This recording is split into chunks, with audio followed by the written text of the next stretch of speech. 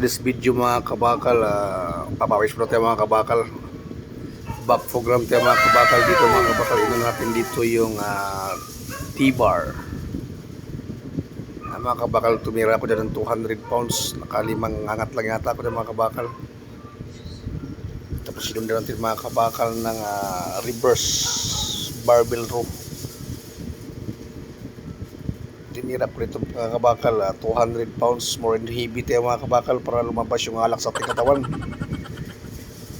Kailangan natin pagpag ng alak. Ayun mga kabakal, medyo nahirapan ako pagtali tagal magtali mga kabakal, heavy. Ito ilan lang yung kakayanin natin mga kabakal, hanggang doon lang.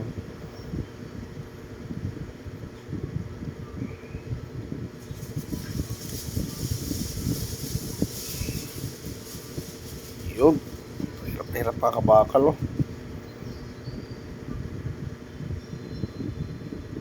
mga kabakal, reverse barbell row. Nakaapat na mga kabakal. Wala pang lakas mga kabakal kasi puro paalak yung katawan. Mga 2 exercise din mga kabakal, lat full down. Hindi pa rin mga kabakal, 150 pounds. Yan ang ating program mga kabakal para kumapal tayo. Tama yan mga kabakal, sa lower back. May kunting shoulder din, tsaka tama ng tricep.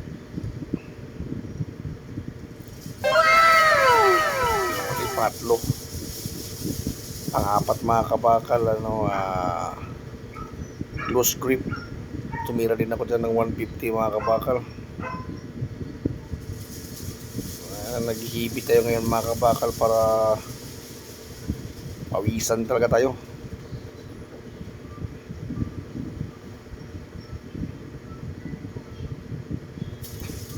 Mahirap mga kabakal yun.